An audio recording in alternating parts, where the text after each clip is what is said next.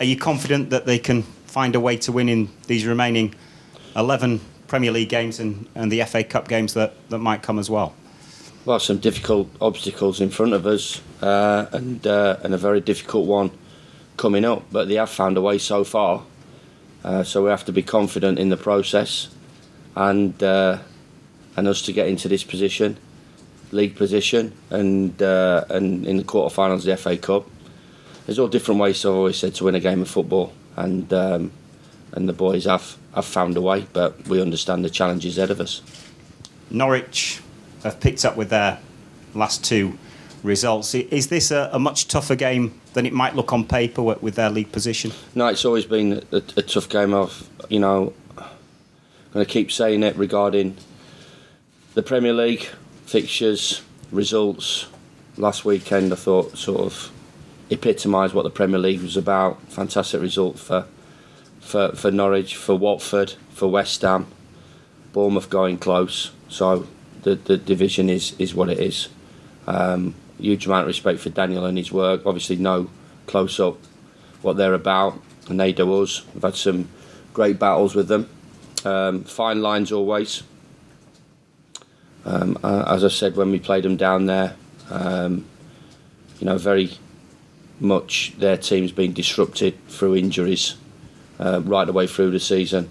Thankfully, we've had a healthy group to pick from, and touch wood, that'll be the case between now and the end of the season. But when you lose your best players, listening to Harry Redknapp this morning, coming into work, and we all feel and think that we might have the answers tactically and from a motivational point of view and a man management point of view. But when you lose your best players, that makes the job double difficult, and Daniel has not had his best players to pick from in the settle side right the way through.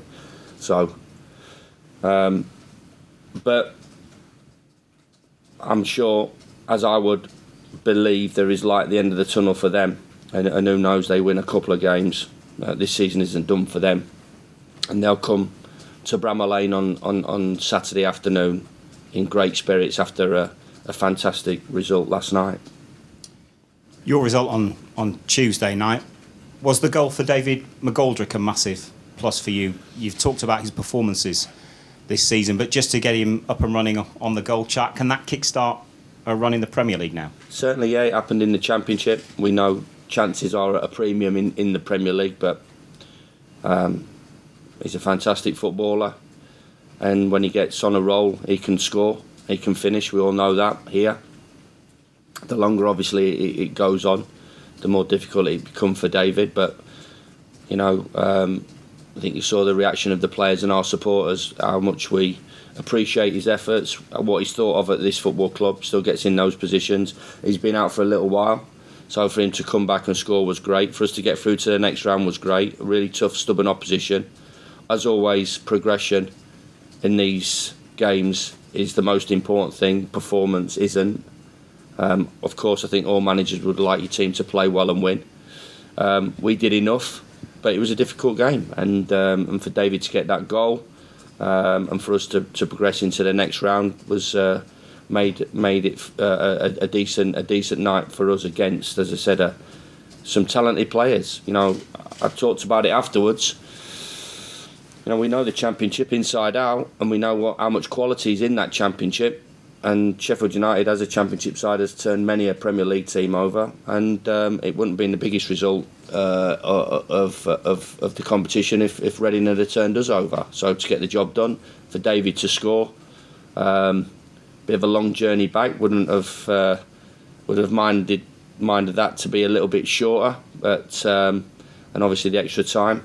So there's a few tired bodies out there, but this is the conditioning. Why the players work ever so hard, away from the lights, as we talk about, to get themselves ready and to go again against Norwich on Saturday.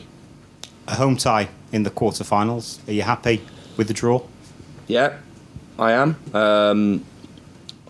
Always, when the draw was last night, hopefully that 2-ball came out straight away, which was great, and a home tie. I just think you look at the quality of the teams left in the competition. in their league positions, and potentially Man United tonight against Derby. Obviously a tough tie, as ours was at Reading, as possibly Leicester's was against Birmingham. Took them till the 85th, 86th minute to get past that one. Manchester City against Sheffield Wednesday. So these are all tough games, and Man United have got a tough game tonight. But if they go through, obviously you look at the quality it left in the draw, and at this stage of the competition, it was always going to be a tasty tie out there for us. But to get it at home at Bramall Lane was great, and more we could have asked for. Can I ask you about the Eric Dier situation last night? What was your take on that, and would you support your player in that situation if he reacted in a similar way? Well, it's an emotional game, especially when family are involved. I think the Tottenham manager hit the nail on the head. What he did wasn't right, wasn't great, but it's a natural reaction, natural instinct of protection from Eric. He's a passionate guy. He wants to win, and it's obviously a difficult night for him and his teammates. And when things like that happen in the crowd, it's just a natural reaction. Is it the right one? Possibly not. But I think obviously from Tottenham's point of view and the manager's point of view, he summed it up perfectly, really. Can you approach that cup tie with a degree of confidence against Arsenal? Because the disparity between Arsenal and Sheffield United has never been smaller. You've had 4 points off them this year. Well, I mean, as we talk about always, form and games before go out the window. I'm not really up to speed. Is it a one-off game or what? Is it a replay? I'm not too sure. There will be VAR. Yeah, VAR, but obviously decided on the day or night as it might be. But great game for us to look forward to. Arsenal definitely picked up since Mikel's gone in. We had a great night and a great result against them early on in the season, but that counts for nothing.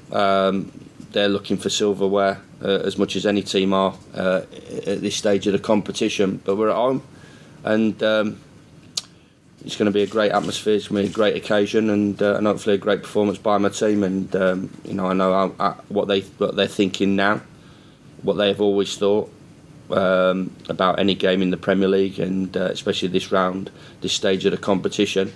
And I just imagine all the supporters are thinking that. But whoever we pulled out would be a fantastic game home and away, and it wouldn't have been a foregone conclusion if we get beat or if we get a result. But obviously it's a great incentive now to take that next step forward and progress. Ender Stevens was the one injury quandary. How's he today? Fit.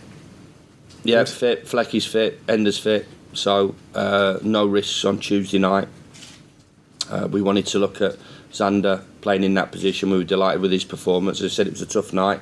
It was a stern examination of ourselves as a Premier League club, which I fully expected, and we came through it.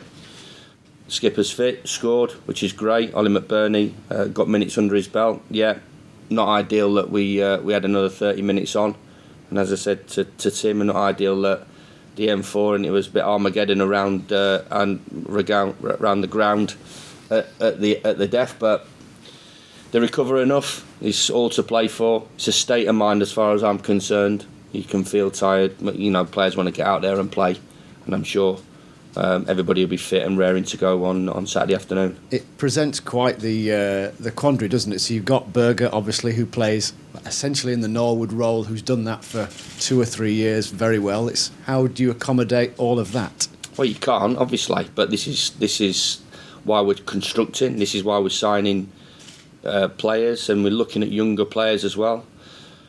I know there will be always an initial judgment on players, as there always is, but for me, this is an obvious long-term signing. He's had some tough games to cope with.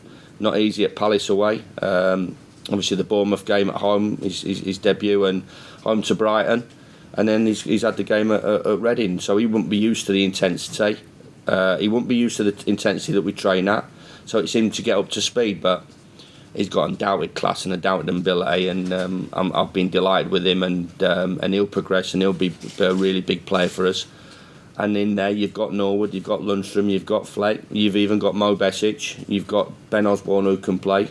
So when I'm constructing a group, you look for different options, different permutations, different formations, and we can play 2 midfield players in there. We can play a sitter and 2 on as we have done, and we're well covered. And that for me has always been the key. When we're constructing a squad at the top of the pitch, we've got different types of players, and delighted we've got all those options. Because people forget that you will have had 22 or 3 players that know what they're doing to the letter of the law, and here's a guy with big expectation because of the money who's expected to fit in straight away. Well, always, but I'm a football man and I know it doesn't always work. And I'll roll back the years to Jack O'Connell. I think, after 3 games, people would have thought he would have been a dud, and let's get rid of him. His performance at Southend, an own goal and not a great performance, not a great team performance, not a great performance by him. And then he gives a penalty away at Millwall in the last minute. I suppose everybody would be looking at me and thinking, who have we signed? But I think, I deserve the faith of our supporters in terms of who we've signed, why we've signing them, the age that we're signing them, the price that we're signing them at, and Jack O'Connell has become a major player for us. So we've got to give people time. There is always expectations, individual players and team. Those have gone up through the roof through performances and where we are as a football club. I understand that, I accept that. I can't control it. All I can control is the stuff that is within what I can and try to. But we'd rather have this than a very low expectation and not signing players. So we feel we're in a good place. Anders is fitted in seamlessly as a person, and he'll get better. He'll get up to speed, and as they all will in time.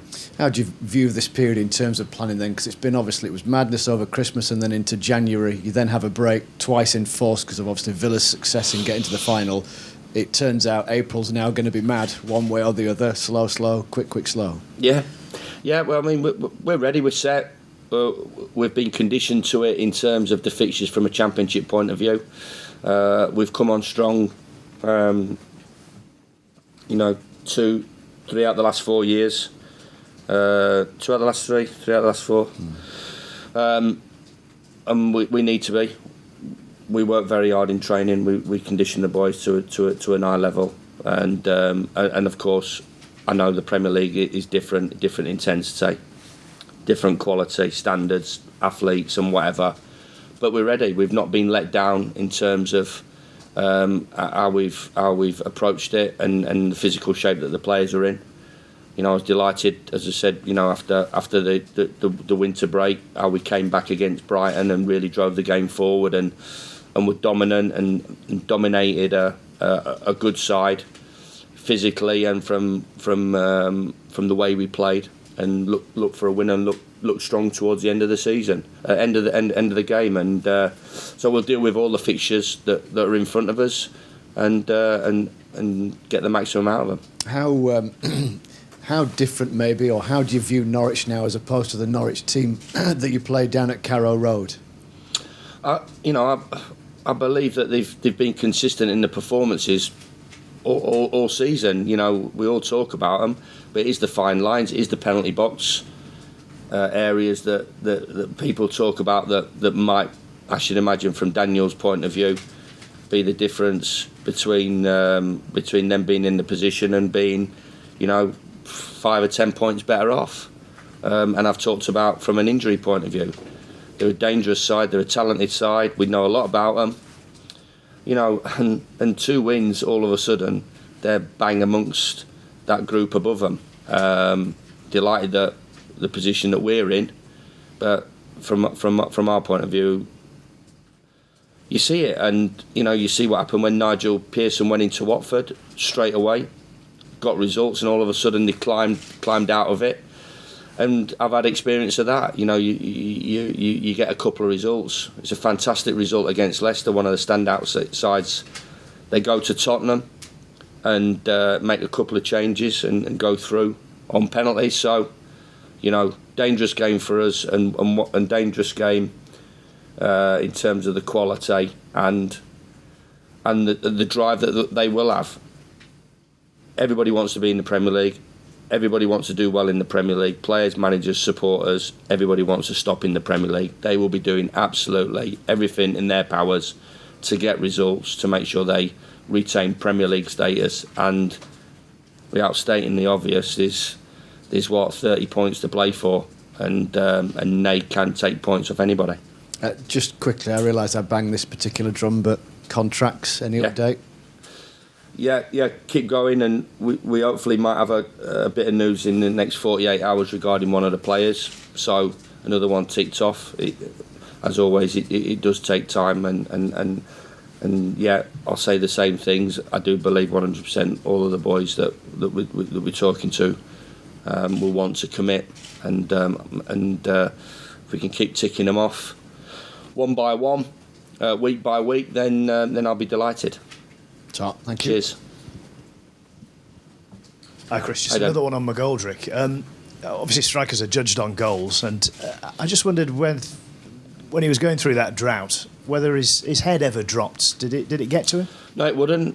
He'd have been disappointed, but he didn't because of his performances. I kept picking him still because what he brought to the team, out of possession and in possession, I look at that period, when he was playing, his performance at Spurs, where obviously, we thought he might have got off the mark,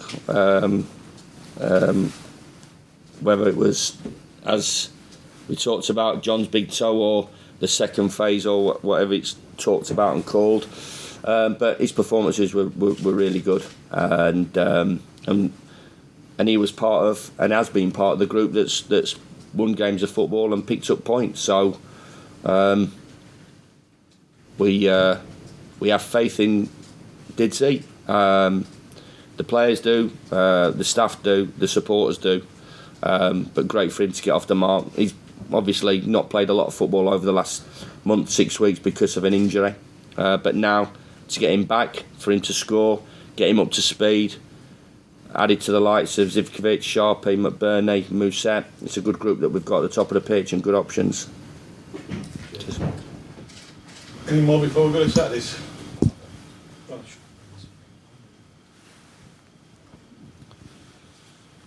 Hi Chris. Hiya. I think I know the answer to this, but I'm going to ask you anyway. You're in contention for the European places, quarter-finals of the FA Cup. Is there any danger that you'll prioritise one over the other, or is it full tilt at both? Full tilt, yeah, full tilt. You read my mind. 100% on to the next game. It has to be. All to play for.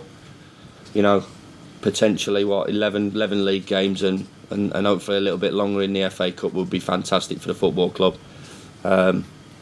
Been out of the spotlight for quite a while now, and glad that we're doing everybody proud in terms of our performances in the league and cup competitions.